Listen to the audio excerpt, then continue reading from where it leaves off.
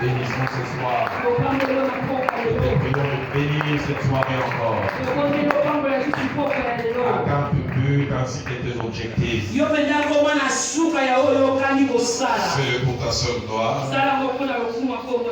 Fais-le pour notre édification. Au nom de Jésus. Et le peuple de Dieu dit avec moi. Amen.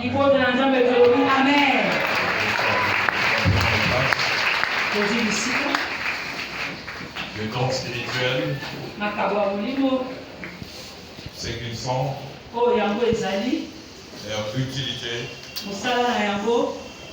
et leur utilisation. Ce soir, nous allons lire deux textes des Écritures et je vais lire avec ma soeur. Actes des Apôtres, chapitre 2.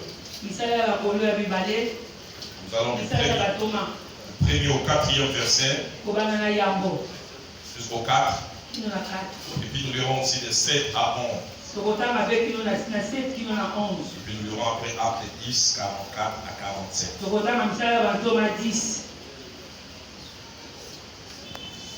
Le jour de la Pentecôte, ils étaient tous ensemble dans le même lieu. Tout à coup, il vint du ciel un bruit, comme celui d'un vent impétueux. Il remplit toute la maison où ils étaient assis.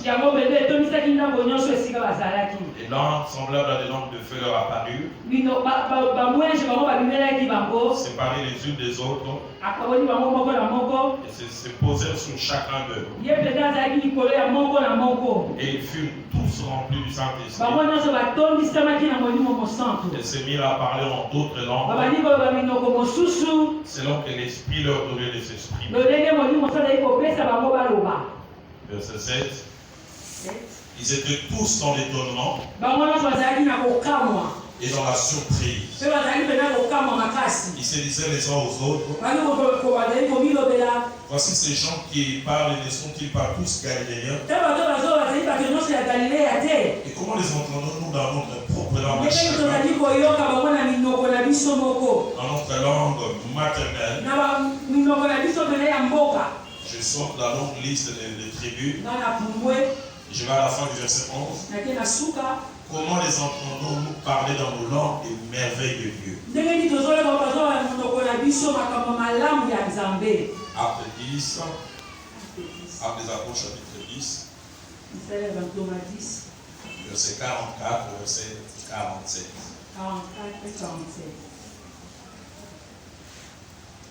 La Bible dit ceci. Comme Pierre prononçait encore ces mots, le Saint-Esprit est descendu sur tous ceux qui écoutaient la parole. Tous les fidèles circoncis qui étaient venus avec Pierre furent étonnés de ce que le don du Saint-Esprit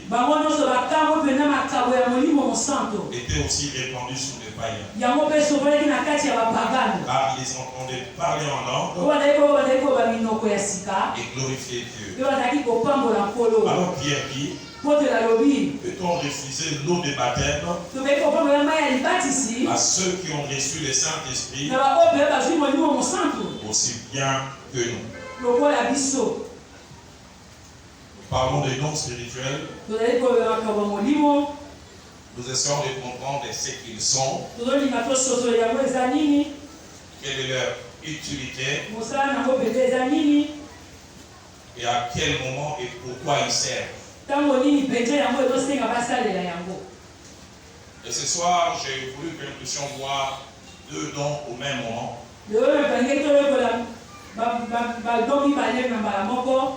Pourquoi? Parce que le plus souvent, ces deux dons vont ensemble. C'est le don de diversité de langues et le don d'interprétation des langues. 4 choses que je voudrais dire concernant ces deux dons. La première, ils font partie du troisième groupe qu'on appelle le don des missions ou les dons vocaux.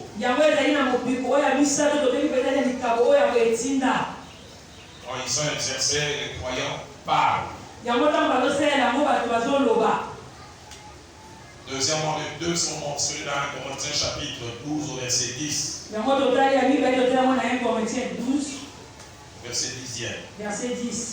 Troisième, ils vont souvent ensemble dans leur expérimentation. Et le don d'interprétation des langues ne peut se faire sans le don de la diversité des langues.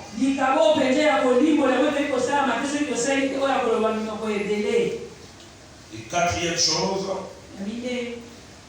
contrairement aux autres 7 dons qui sont vus et dans l'Ancien Testament et dans le Nouveau Testament, ces deux dons, la diversité des langues et l'interprétation des langues, sont seulement présents dans le Nouveau Testament.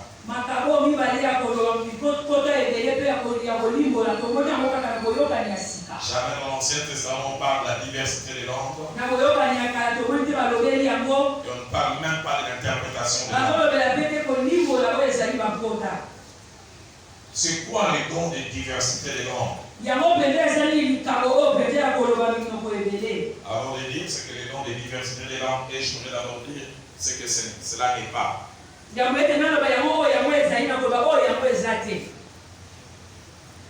parles du Congo à l'État, tu parles français, tu parles anglais, tu ne vas pas dire que c'est la diversité des langues.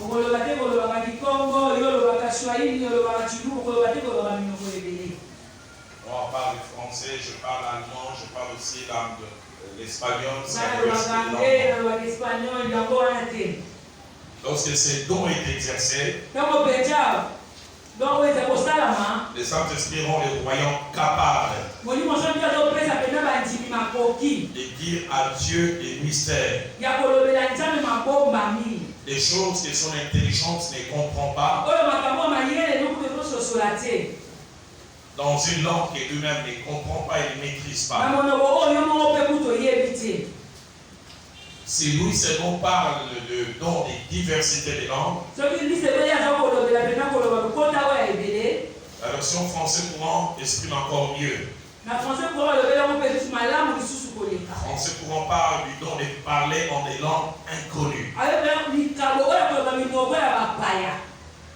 La version des semeurs dit les dons qui sont capables de s'exprimer en des langues qu'on ne maîtrise pas.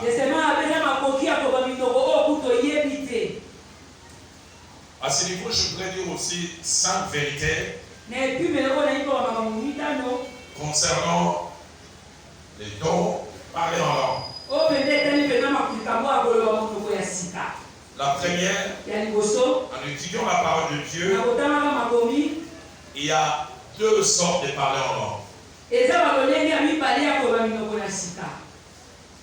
y a les parleurs en langue comme conséquence de la plénitude du Saint-Esprit.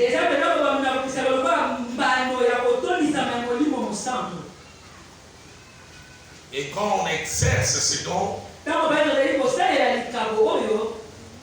soi-même, on ne sait pas dans quelle langue on est en train de parler. Acte 2, verset 4. Ils furent tous remplis du Saint-Esprit. Et ils se mirent à parler en d'autres langues. Acte 10, verset 46, que nous avons aussi lu. Acte 10, 46. Ils les entendaient parler en langue. Acte 19, verset 6. Acte 19, 6. Lorsque Paul leur eut imposé les mains, le Saint-Esprit vint sur eux et il parlait en langue. Il ajoute même, il prophétisait. C'est par là, comme je l'ai à comprendre au départ, la plénitude du Saint-Esprit. Mais cette expérience aussi peut se poursuivre dans la vie de chaque jour. C'est pourquoi l'apôtre Paul dans 1 Corinthiens 14, au verset 5, il dit: je désire que vous parliez tous en langue. Je reviendrai sur ça. 1 Corinthiens 14, au verset 18, il dit même: Je parle en langue plus que vous tous. Et ce parler en langue fait partie de, à la fois c'est l'expérience initiale que nous connaissons. Mais deuxièmement aussi c'est quelque chose qui nous permet d'entretenir notre relation de chaque jour avec Dieu.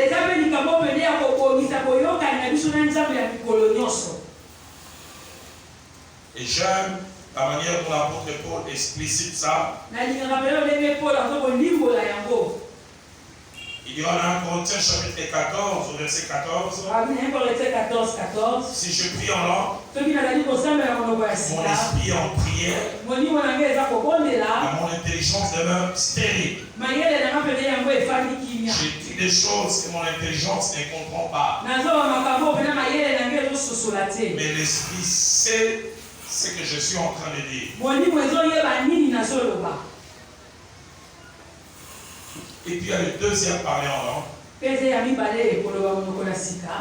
Le deuxième parler en langue, c'est le parler en langue qui va de pair avec l'interprétation.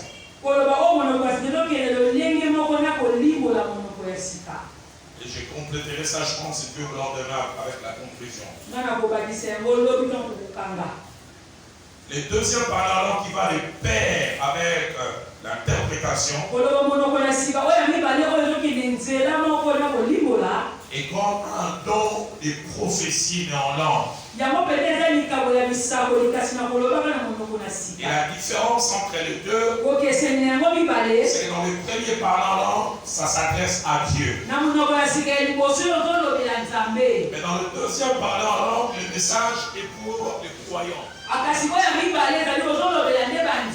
Et comme les croyants ne peuvent pas connaître cela, c'est pourquoi il y a une nécessité de l'interprétation.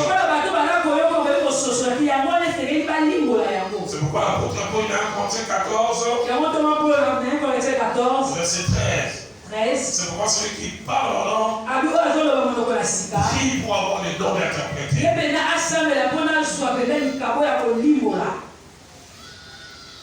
Pourquoi quand tu t'adresses à moi en langue, je ne sais pas comprendre. Cela peut être utile seulement s'il y a l'interprétation. J'insiste sur les deux. Mais je peux aussi ouvrir une parenthèse que je fermerai rapidement. Dans Actes des Apôtres, chapitre 2 que nous avons lu, c'est dans de rares fois ou rares occasions où Dieu a permis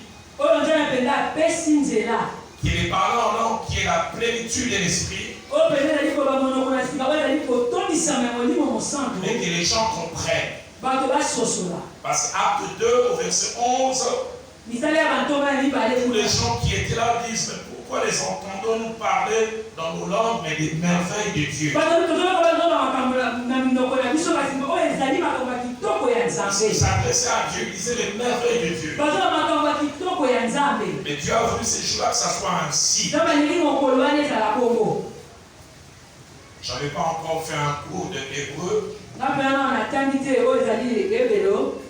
Mais quand j'ai été baptisé, mon parler en langue c'était une seule phrase. Kadosh, Kadosh. Jusqu'à ce que je fasse les cours d'hébreu, je découvre Kadosh en hébreu, ça veut dire saint, saint, saint. Dès que j'ai commencé à rouler, Kadosh. Mais moi, je ne savais pas ce que ça signifiait.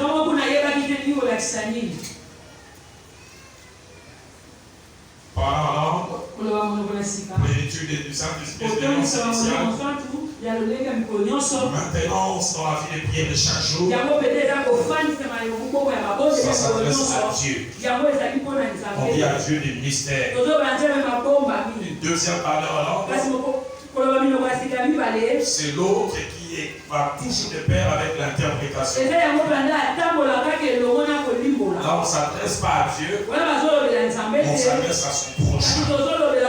Mais dans une langue qu'il ne connaît pas. C'est pourquoi il y a une nécessité d'interprétation.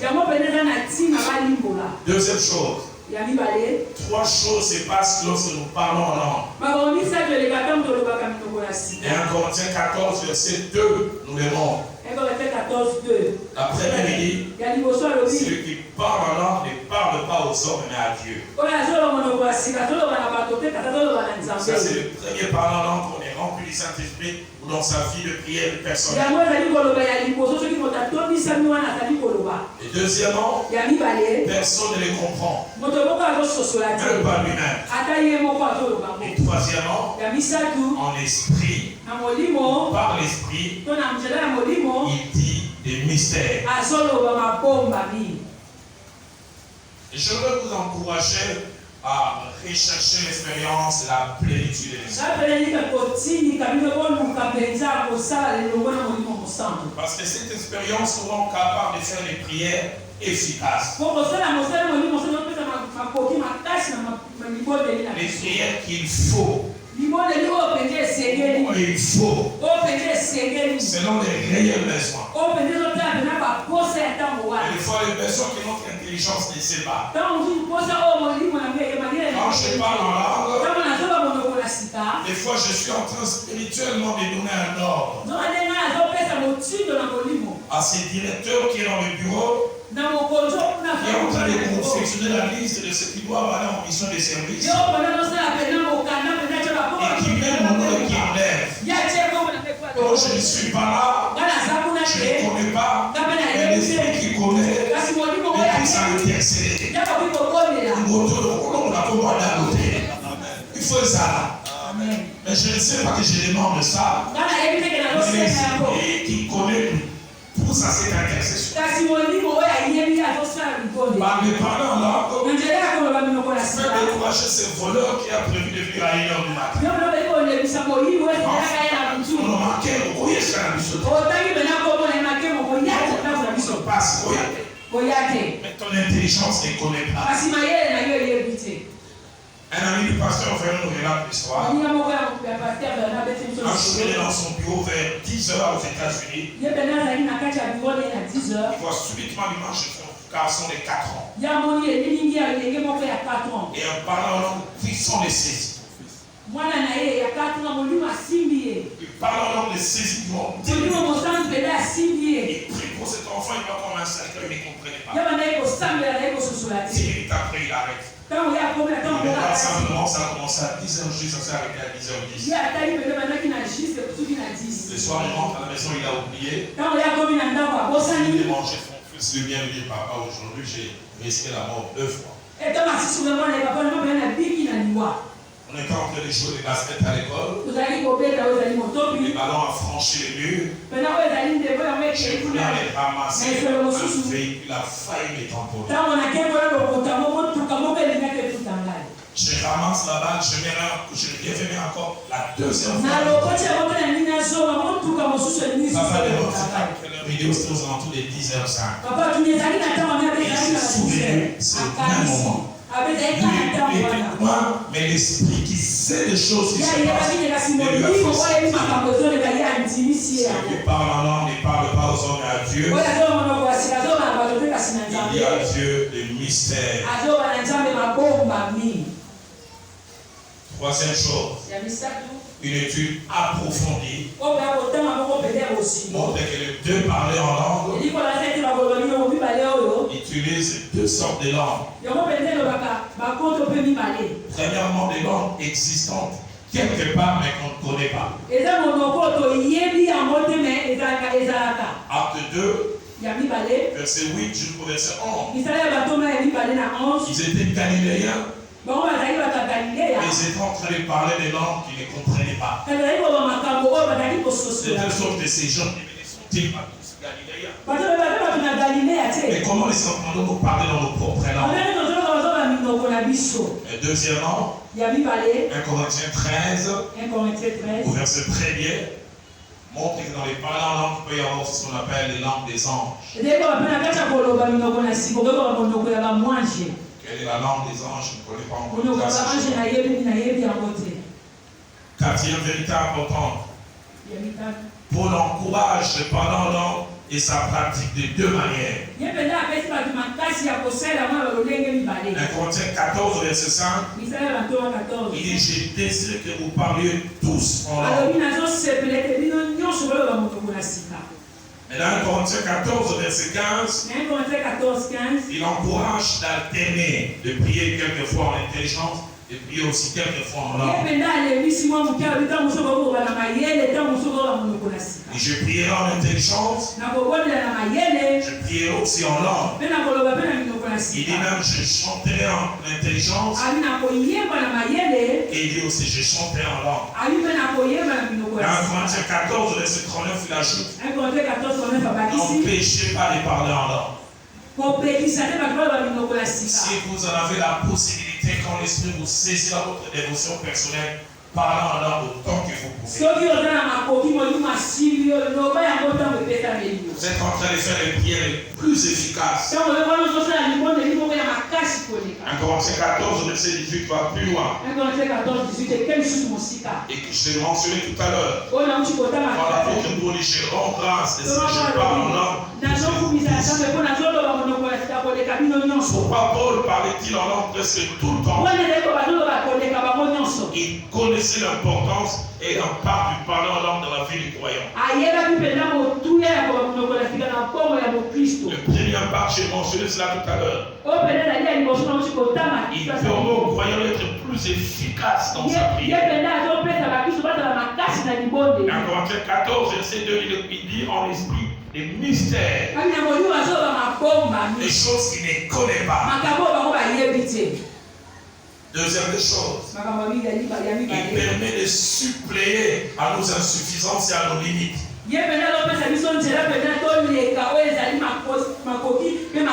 Romains chapitre 8, au verset 26, la Bible dit l'Esprit nous aide dans notre faiblesse. Car nous ne savons pas ce qui nous convient. Je peux demander à Dieu maintenant, Seigneur, donne-moi un bon repas pour le soir. Dieu sait que la meilleure prière, c'est ma fille qui est au loin, qui est en danger. Et moi, je demande des repas. C'est pourquoi Dieu me poussera à parler en langue et je fasse la prière qu'il faut. Au détriment de ce que je veux et je désire. Nous ne savions pas ce qui nous convient de demander. Mais l'Esprit lui-même intercède par des soupirs inestimables. Et troisième chose que l'on néglige souvent, 1 Corinthiens 14, verset 4 dit, celui qui parle la langue s'édifie lui-même. C'est comme une charge batterie. Celui qui parle la langue, c'est recharge spirituelle. C'est pourquoi je nous encourage à parler en langue. La version parole des vieilles nouvelles, Bible secondaire, il s'est construit lui-même. Je comprends pourquoi l'apôtre Paul veut dire je parle en langue plus que vous tous. Parce qu'il connaissait la valeur de ce. Cinquièmement, il y a deux sortes de parler en langue. Dont l'un est découragé. Non, donc l'un de parler en langue n'est pas encouragé. De manière longue dans les réunions publiques. On te laisse faire la prière. Est-ce que les prières peuvent s'élever les unes après les autres?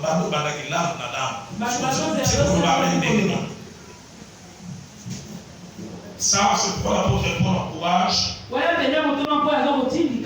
Fais-le dans tes moments personnels d'intercession. Parce que nous ne pouvons pas dire Amen.